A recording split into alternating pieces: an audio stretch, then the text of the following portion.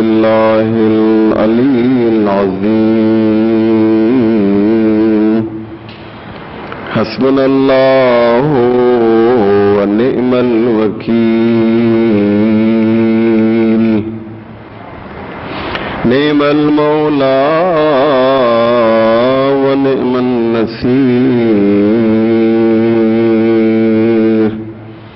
أعوذ بالله من الشيطان اللعين الرجيم بسم الله الرحمن الرحيم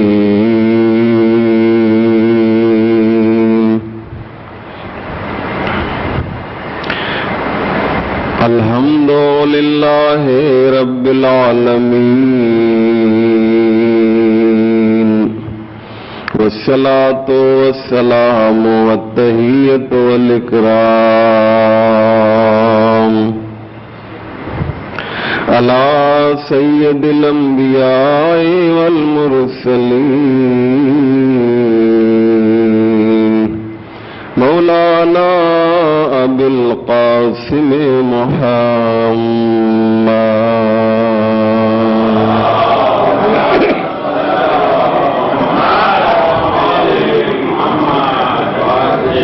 وآله الطيبين الطاهرين المعصومين المظلومين المنتخبين المنتجبين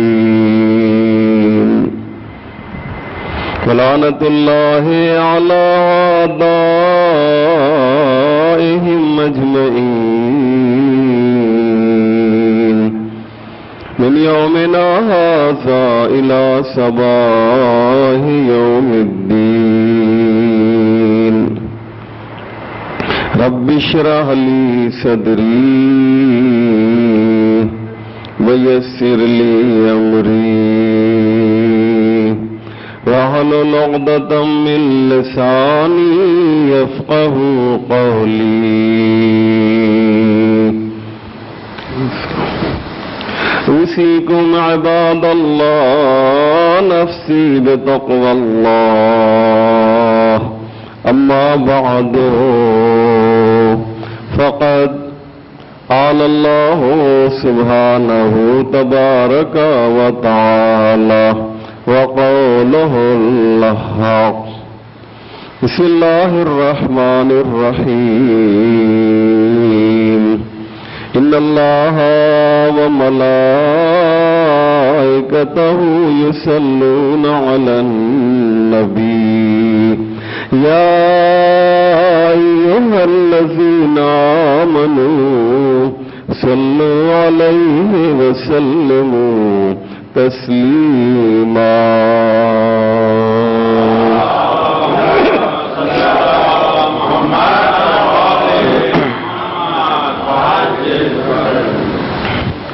مومنین کرام، موضوع خطبہ جمعہ کا کیا ہے؟ آپ اس خطبے سے جو عربی زبان میں دیا گیا ہے سمجھ گئے ہوں گے۔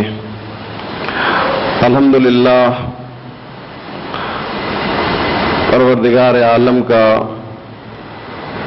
شکر بے پایان کہ اس نے یہ سعادت اور یہ توفیق ہمیں عطا فرمائی کہ ہم نے اب تک 5 خطبے صلوات کے موضوع پر آپ کی خدمت میں پیش کیے،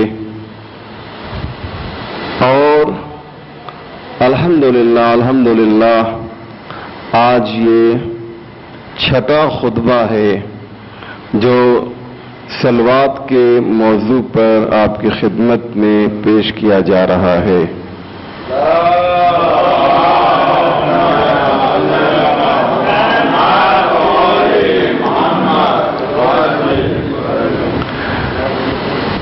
انشاءاللہ چند خطبے اس سلسلے میں اور آپ کی خدمت میں پیش کروں گا، اور میں نے اس سے پہلے بھی عرض کیا کہ سب سے زیادہ اگر کوئی عمل انسان اور مسلمان اور بالخصوص شیعہ انجام دیتا ہے تو وہ صلوات ہے۔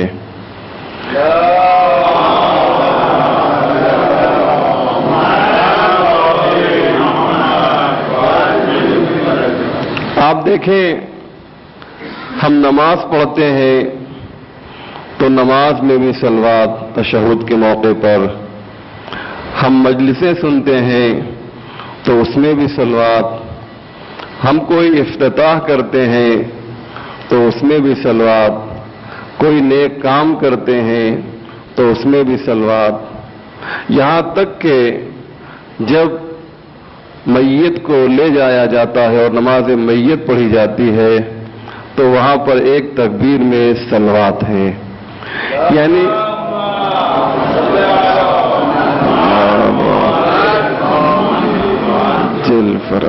عاجل فرج۔ کہنے کا مقصد یہ عزیزان محترم کہ ہر جگہ آپ کو صلوات ملے گی، اور جب آپ نکاح میں سنتے ہوں گے آپ کے جب عالم دین نکاح پڑھتا ہے تو وہاں خطبے میں بھی صلوات کا تذکرہ کرتا ہے۔ کہنے کا مقصد یہ ہے کہ سب سے زیادہ ہم صلوات کا ہی استعمال کرتے ہیں، جب اتنا زیادہ اس کا استعمال ہے تو ہمیں اس کے فضائل سے واقف ہونا چاہیے۔ الحمدللہ آج جو باتیں عرض کرنی ہیں وہ اسی سے مربوط ہے تاکہ ہمارے مومنین یہ سمجھ سکیں کہ صلوات کی حقیقت، واقعیت، فضیلت اور عظمت کیا ہے۔ پیغمبر اسلام حضرت محمد مصطفیٰ صلی اللہ علیہ وسلم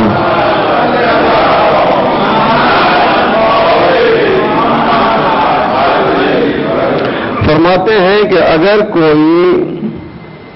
اگر کوئی شخص 100 صلوات ہم پر بھیجتا ہے، توجہ کیجیے گا، اگر کوئی شخص 100 صلوات ہم پر بھیجتا ہے تو پروردگار عالم دنیا و آخرت کی 100 حاجتیں پوری کرتا ہے۔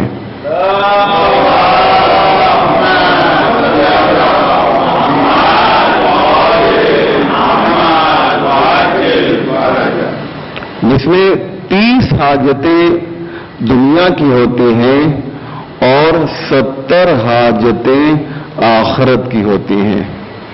اب یہ بتائیے کہ یہ سودا، یہ معاملہ کیسا ہے آپ کے لیے؟ کوئی ایسا ہم کو دنیا میں 70 حاجتیں چاہیے، لیکن یاد رکھیے دنیا میں کم دیا ہے اور آخرت میں زیادہ دیا ہے۔ کیوں؟ اس لیے کہ دنیا میں ہمیں کم رہنا ہے اور آخرت میں زیادہ رہنا ہے۔ اولئک اصحاب الجنت ہم فیہا خالدون، جو لوگ جنت میں جائیں گے ہمیشہ رہیں گے۔ تو جنت میں آپ کو زیادہ رہنا ہے، ایک سال نہیں، 100 سال نہیں، 1000 سال نہیں، لاکھ سال نہیں، بلکہ کروڑوں سال جنت میں رہنا ہے۔ تو جہاں زیادہ رہنا ہے وہاں کے لیے اللہ نے زیادہ انتظام کیا ہے۔ دنیا میں تو انسان چند سال رہ کر چلا جائے گا، اس لیے دنیا کی 30 حاجتیں۔ اور ایک حدیث اور سن لیجئے، اس کے بعد انشاءاللہ اپنے موضوع پر آ رہا ہوں۔ ایک حدیث اور بہت ہی خوبصورت کہ اور اسے انشاءاللہ آپ حضرات یاد تو کریں گے ہی، اسے عملی جامہ پہنائیں گے، اسے آپ حضرات عملی جامہ پہنائیں گے۔ وہ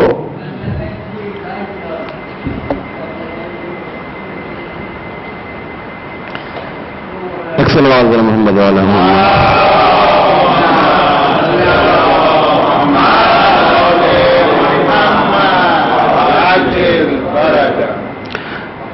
توجہ کیجیے، میری طرف متوجہ رہیں آپ حضرات، اس سے مشکلیں آتی رہتی ہیں اور رفع بھی ہو جاتی ہیں۔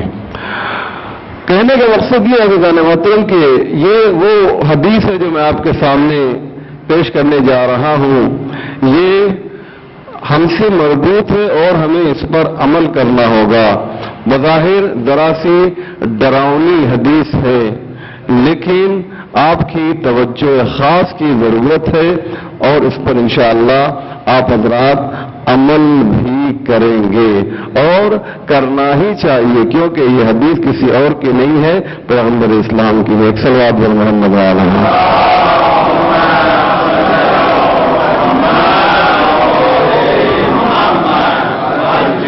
पैगंबर इस्लाम फरमाते हैं कि जो शख्स मेरा नाम सुने, मिंबर से नाम पढ़ा जा रहा हो या शायर की ज़बान से पैगंबर का नाम, शायर की ज़बान पर पैगंबर का नाम जारी हो, या किसी एतबार से भी पैगंबर का नाम सुना जाए, पैगंबर फरमाते हैं जो मेरा नाम सुने, मन समिआ इस्मी वलम युसल्लि अलैया फक़द जफ़ानी, जिसने मेरा नाम सुना और मुझ पर उसने सलवात नहीं भेजा, फक़द जफ़ानी, तो उसने मेरे ऊपर जफ़ा किया है।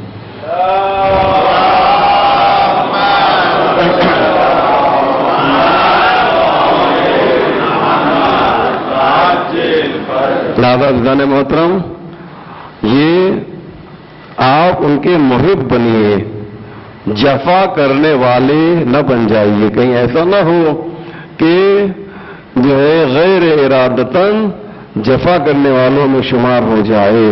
लिहाजा पैगंबर इस्लाम का नाम जब भी आए अजान में या इकामत में, तो सबको, बहुत से लोग इतना कहने के बाद भी छठा खुतबा शुरू हो रहा है, फिर भी बहुत से लोग आहिस्ता सलवात भेजते हैं, जबकि मैंने इसके पहले भी अर्ज किया था कि बुलंद आवाज से सलवात भेजने का फायदा क्या है।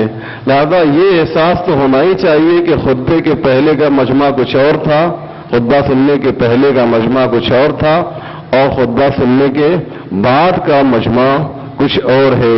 यानी अइम्मा मासूमीन की अहादीस का असर हमारे मजमे ने कुछ तो लिया है। जब भी सलवात भेजिए, जो लोग बिल्कुल नहीं भेजते हैं या आहिस्ता भेजते हैं, उनसे मेरी रिक्वेस्ट है कि बुलंद आवाज से सलवात भेजा करें।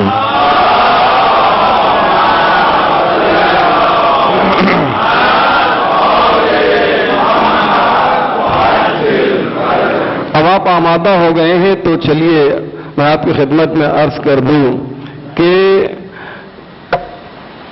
एक मर्तबा जिब्रील अमीन आए पैगंबर इस्लाम के पास और कहने लगे, या रसूल अल्लाह, एक बहुत ही खूबसूरत वाकया मैं आपको सुनाना चाहता हूं। मैं घड़ी इसलिए देख रहा हूं कि सामने घड़ी है नहीं है, आज घड़ी जो है सामने नहीं है, कि ऐसा ना हो कि 2 बज जाए और उसके बाद मुझे ख्याल है कि अरे, तो इसलिए मैंने घड़ी उतार के सामने रख लिया है।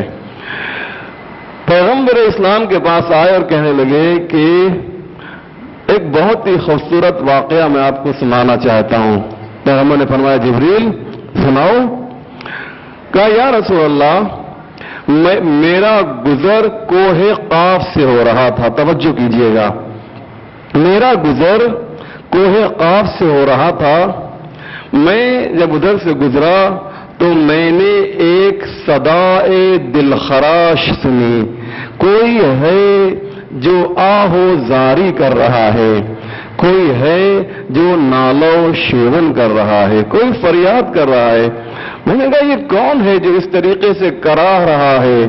मैं उसके करीब गया तो मैंने क्या देखा कि एक फरिश्ता है जिसके बालों पर छीन लिए गए हैं और वो इस बुनियाद पे वो नाला कर रहा है, फरियाद कर रहा है। मैं उसके करीब गया, मैंने कहा, अरे ये तो वही फरिश्ता है जो अल्लाह के यहाँ जिसकी बड़ी अजमत थी, इसके इस फरिश्ते के अंदर में 70,000 फरिश्ते हुआ करते थे और ये एक नूरी तख्त के ऊपर आसमान में बैठा करता था। आज इसकी हालत ये हो गई है। ये जिब्रील वाकया सुना रहे हैं, तवज्जो कीजिएगा, ये जिब्रील अमीन वाकया सुना रहे हैं पैगंबर इस्लाम को। तो कहा, पैगंबर ने कहा, जिब्रील इसके बाद क्या हुआ? कहा, मैंने उससे पूछा कि ये तेरी हालत कैसे हो गई है? कहा, इसकी वजह जो है खुद पैगंबर आप हैं। जिब्रील कहते हैं इसकी वजह जो है आप हैं, आपकी वजह से जो है इस फरिश्ते की हालत ऐसी हो गई है। जो नूरी तख्त पर बैठता था आज वो खाकी और इस तरह की जमीन पर पड़ा हुआ है। तो पैगंबर इस्लाम ने कहा, क्यों? मैंने क्या किया उसके साथ? کہا یا رسول اللہ آپ جب معراج پر تشریف لائے تھے تو راستے میں یہ فرشتہ جو ہے یہ بھی تخت پر بیٹھا ہوا تھا، جس طرح سے توجہ کیجیے گا اس جملے کے اوپر، جس طرح سے اسے آپ کا احترام کرنا چاہیے تھا اس نے اس طرح سے آپ کا احترام نہیں کیا، تو اللہ نے اس پر عتاب نازل کیا۔ یاد رکھیے گا فرشتوں پر اور معصومین پر عذاب نازل نہیں ہوتا ہے بلکہ عتاب نازل ہوتا ہے۔ عتاب اور عذاب میں فرق ہے، وہ کسی اور موقع پر، وقت نہیں ہے۔ تو اللہ نے اس پر عتاب نازل کیا اور یہ زمین پر آ گیا۔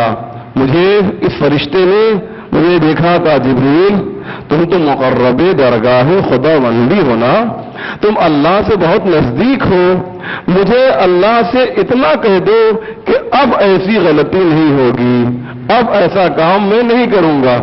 یہ اس نے نہیں کہا کہ اللہ نے اس لیے عذاب نازل نہیں کیا کہ بالکل احترام نہیں کیا، بلکہ کما حق احترام نہیں کیا، جیسا احترام کرنا چاہیے تھا ویسا احترام نہیں کیا۔ جیسے میں کہوں کہ آپ نے سلوات بھیجی لیکن جیسے سلوات بھیجنا چاہیے تھا ویسے سلوات نہیں، توجہ ہے۔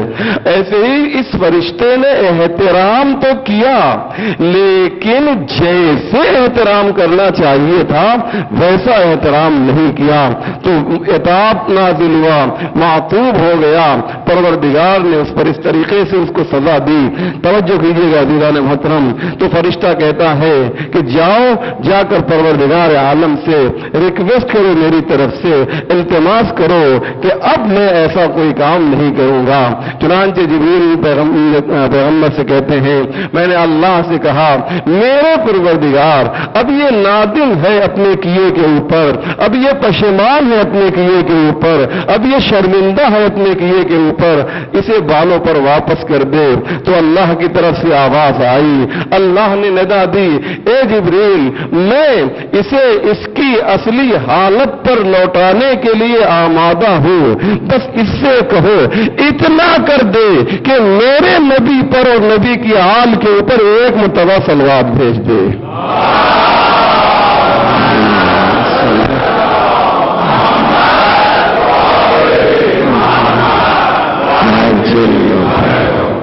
اب اور کر رہے ہیں محترم، لہذا یہ جو ہے فرشتہ، اس میں جبریل کہتے ہیں کہ جب سلوات بھیجی تو جیسے ہی سلوات بھیجا ویسے ہی اس کے بالوں پر واپس آ گئے۔ اہل بیت کی عظمت کو آپ نے پہچانا کہ یہ فرشتوں کو بالوں پر دیا کرتے ہیں، یہ فرشتوں کو بالوں پر دیا کرتے ہیں، پیدا ہوتے ہیں تو فطرت کو عطا کرتے ہیں۔ آپ دیکھیے یہی فرق ہے اہل بیت میں اور انبیاء علیہ السلام میں۔ جناب نوح کے بارے میں ملتا یہ ہے کہ حضرت نوح کو پتھروں سے ان کی قوم اتنا مارتی تھی کہ وہ زخمی ہو کر زمین پر گر جایا کرتے تھے، ایک فرشتہ آتا تھا اپنے پر سے ان کے زخم کو مس کرتا تھا تو زخم ٹھیک ہو جایا کرتا تھا۔ تو اب سمجھ میں آئی آپ کو بات کہ کیا فرق ہے اہل بیت میں اور انبیاء علیہ السلام میں، کہ انبیاء وہ ہے کہ جنہیں فرشتہ شفا عطا کرتا ہے، اہل بیت وہ ہے جو فرشتوں کو پر عطا کیا کرتے ہیں۔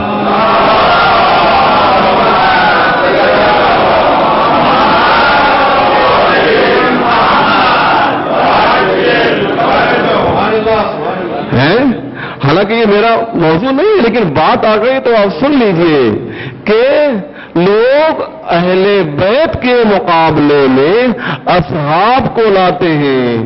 ارے میرے بزرگوں اور میرے بھائیوں، جب اہل بیت کے مقابلے میں انبیاء نہیں آ سکتے ہیں تو اصحاب کیا آئیں گے؟ لہذا عزیزان محترم، انہیں فرشتوں کو بھی جو کچھ دیا ہے، فرشتوں کو دیا ہے اہل بیت نے، فرشتوں سے لیا نہیں ہے۔ فرشتوں کو کبھی پر دیا کبھی روٹیاں دی، ان کے در کے بھکاری بنے یہ فرشتے، سید الملائکہ خادم بنا یہ مخدوم بنے، سید الملائکہ جو فرشتوں کا سردار تھا یہ ان کے دروازے پر آیا تو خادم اور نوکر بن کر آیا، کبھی چکیاں چلائیں، کبھی جھولا جھلایا، کبھی دروازے پر دربان بن کے آیا، کبھی درزے بن کر آیا۔ یہ فرشتوں کی شان ہے، بلکہ یہ فرشتوں کی عزت ہے کہ یہ خادم در اہل بیت بن گئے۔ آئیے ایک تو فرشتوں کی بات آگے، میں نے عرض کیا کہ صلوات کے بارے میں مختلف پہلوؤں سے آپ کے سامنے باتیں تو بہت سی ہیں، لیکن تمام باتوں کو مجھے پڑھنا بھی نہیں ہے کیونکہ اور بھی موضوعات ہیں جو خطبہ جمعی کے ذریعے سے آپ کی خدمت میں مجھے پیش کرنا ہے۔ ابھی وقت تھوڑا سا میرے پاس ہے تو ایک داستان اور آپ کے سامنے پیش کروں گا کہ آپ ذرا دیکھیں کہ صلوات کا اثر کیا ہے۔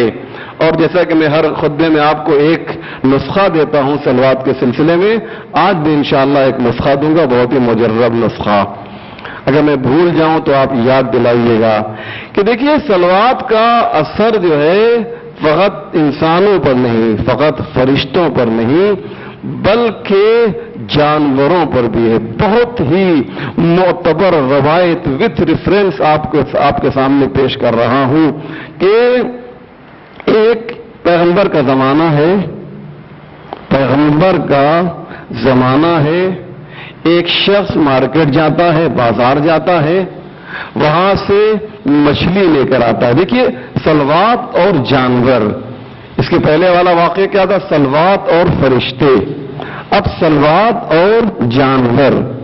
مچھلی لے کر آتا ہے اور گھر میں اپنی زوجہ کے حوالے یہ مچھلی کرتا ہے، کہتا ہے اس مچھلی کو بناؤ، آج مچھلی کھانے کا دل چاہ رہا ہے۔ چنانچہ اس نے مچھلی کو چولہے پہ رکھا پکانے کے لیے، آگ روشن کیا اور یہ مچھلی کو گلا رہا ہے، تیار کر رہی ہے بلکہ کہا جائے اس کی زوجہ، لیکن یہ مچھلی ہے جو گلنے کا نام ہی نہیں لے رہی ہے۔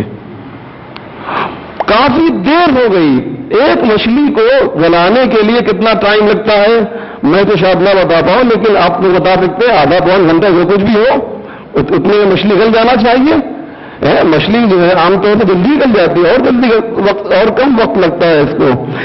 یہ تیار کرتا رہا، تیار کرتی رہی، چولہے پہ چڑھی رہی مچھلی، لیکن گلنے کا نام نہیں لے رہی ہے۔ توجہ کریں گے بتانے محترم، جب کافی دیر ہو گئی تو اس نے کہا یقیناً کچھ نہ کچھ ماجرا ضرور ہے، اس کے بیک گراؤنڈ میں، اس کے پس منظر میں کوئی داستان ہے جو چھپی ہوئی ہے، کیونکہ معاملہ اب یہ نارمل نہیں لگ رہا ہے۔ اب آپ جائے تو جائے کہاں، کرے تو کیا کرے؟ یہ میں پتیلی کے مچھلی لے کر پیغمبر اسلام کے پاس پہنچ گیا کہ اس سے بہتر تو کوئی اپنے پاس ذریعہ ہی نہیں ہے۔ پیغمبر کے پاس کیا ہوتا ہے اتنی دیر تک، روایت میں یہ نہیں کہ 2 گھنٹہ 4 گھنٹہ، لیکن اتنی دیر تک اس نے کہا میں نے پکایا لیکن اس مچھلی کے اوپر کوئی اثر نہیں، ابھی بالکل جیسے تازی کی تازی ہے۔ تو کہا پیغمبر اسلام آپ بتائیے کہ وجہ کیا ہے؟ آپ تو عالم الغیب ہے نا، آپ تو اس راز کو بتا سکتے ہیں۔ پیغمبر جانتے ہوں گے اور جانتے تھے یقیناً، لیکن پیغمبر نے اپنے علم کا بھی مظاہرہ کیا اور اپنے وسعت علم کا بھی مظاہرہ کیا۔ اگر پیغمبر کہہ دیتے کہ اس لیے جو ہے یہ مچھلی جو ہے گل نہیں رہی ہے کہ یہ وجہ ہے، تو پیغمبر کے علم کا تو اندازہ ہوتا لیکن وسعت علم کا اندازہ نہ ہوتا کہ علم کتنا پھیلا ہوا پیغمبر کا۔ پیغمبر نے کہا مچھلی کو مخاطب کیا کہ میں نبی یہ مرسل ہو کر تجھے حکم دے رہا ہوں کہ تو بقدرت خدا گویا ہو کر اس شخص کو یہ بتا کہ تیرے اوپر آگ اثر کیوں نہیں کر رہی ہے۔ اب غور کریں انسان محترم، یہ بتا کہ تیرے اوپر آگ اثر کیوں نہیں کر رہی ہے۔ اب پیغمبر کا حکم تو مجال ہے، وہ نبی جو انگریزے کو تسبیح پڑھا دے، کیا وہ مچھلی میں قوت گویائی پیدا نہیں کر سکتا ہے؟ جو پتھر کے اوپر جس میں کوئی زبان ہی نہیں ہوتی ہے، جو پتھر کو بلا دے، جو پتھر کو بولنے پر مجبور کر دے، تعجب نہ کیجیے گا اگر وہ مچھلی کو بولنے پر مجبور کر دے تو کوئی تعجب کی بات نہیں ہے۔ مچھلی کہتی ہے، سنیے آپ شیعان محمد و آل محمد حیدر کرار ہیں،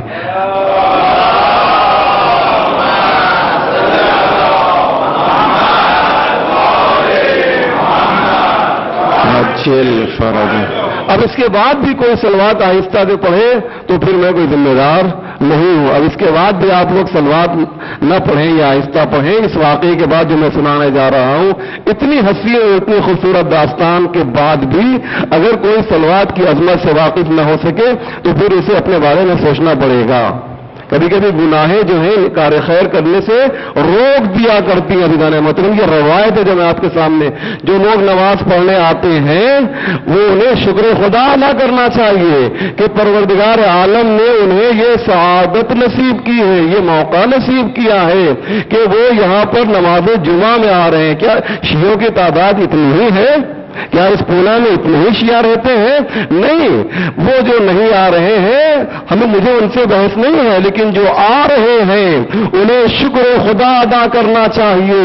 امام جعفر صادق علیہ الصلوۃ والسلام فرماتے ہیں،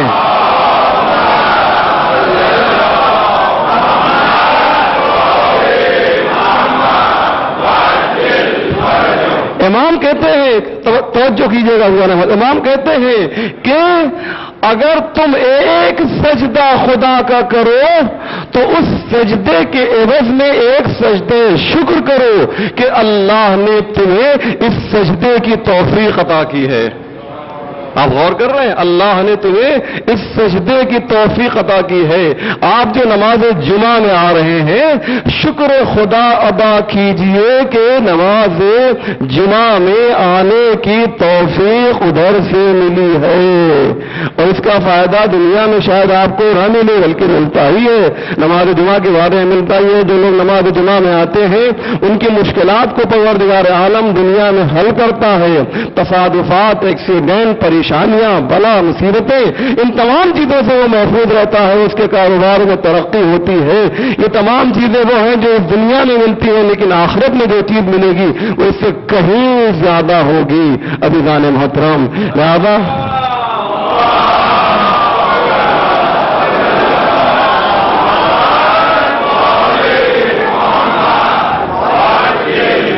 یہ امام باڑہ جو ہے عزیزان محترم، یہ جگہ جو نماز پڑھنے کی ہے بہت بابرکت جگہ ہے، اس کا استعمال صحیح طریقے سے ہونا چاہیے۔ یہاں پر بہت سے لوگ آتے ہیں تو کچھ تو نماز کے لیے آتے ہیں، کچھ نماز آتے ہیں لیکن نماز نہیں پڑھتے۔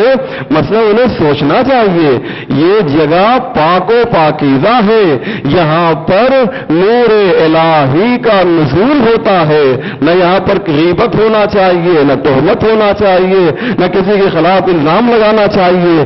یہ سوچ لے انسان کہ اگر یہاں پر وہ کسی پر بے جا الزام اور تہمت لگا رہا ہے تو اس کا گناہ زیادہ ہے بنسبت اس جگہ کے کہ جہاں پر انسان جو ہے ایسی پاک و پاکیزہ جگہ پر نہیں ہے۔ کیوں؟ اس لیے کہ اس جگہ کی بھی آپ جو ہے انسلٹ کر رہے ہیں، توہین کر رہے ہیں۔ ایک بات ذہن میں رکھیے گا عزیزان محترم کہ یہ وہ جگہ ہے کہ جہاں پر امام حسین علیہ السلام کی براہ راست نگاہیں ہیں، اہل بیت علیہ السلام کی براہ راست نظریں ہیں، لہذا یہاں پر کسی کوئی ایسا عمل انجام نہیں دینا چاہیے جس سے ان کے دل کو تکلیف پہنچے اور ٹھیس پہنچے۔ میری بات کہاں سے کہاں چلی گئی؟ تو یہ جو بات میں عرض کر رہا تھا محترم وہ یہ تھی کہ یہ آیا اور آنے کے بعد کسی نے پیغمبر سے کہا یہ مچھلی جو ہے گل نہیں رہی ہے، آگ اس پر اثر نہیں کر رہی ہے، تو پیغمبر نے مچھلی کو حکم دیا اور مچھلی نے فصیح و بلیغ عربی لینگویج میں پیغمبر کو ایڈریس کیا، مخاطب کیا اور کہا کہ یا رسول اللہ اس کے پیچھے ایک داستان چھپی ہوئی ہے، اس کے پیچھے ایک داستان چھپی ہوئی ہے۔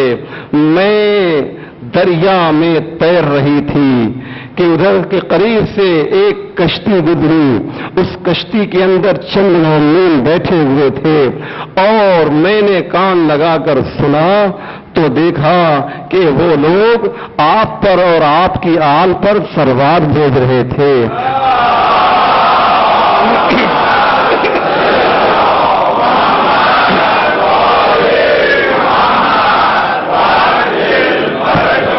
وہ لوگ آپ پر اور آپ کی آل پر سلوات بھیج رہے تھے۔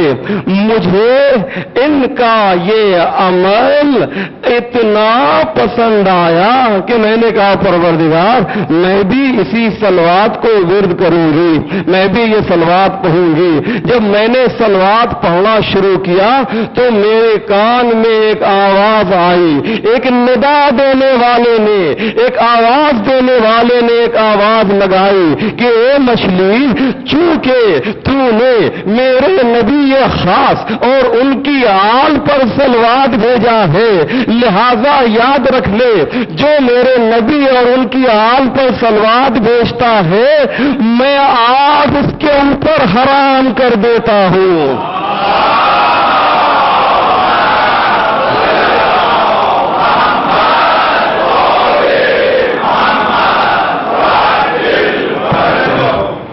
آگ اس پر اثر نہیں کرے گی، آگ کی گرمی اسے نقصان نہیں پہنچائے گی۔ جو میرے حبیب اور ان کی آل کے اوپر آپ نے غور کیا عزیزان محترم، یہ میں واقعہ میں کیوں نقل کر رہا ہوں کہ جب ایک مچھلی جو ہے وہ دنیاوی آگ سے صلوات کی وجہ سے محفوظ رہ سکتی ہے تو ایک محب اہل بیت جہنم کی آگ سے صلوات کی وجہ سے کیوں نہیں محفوظ رہ سکتا ہے؟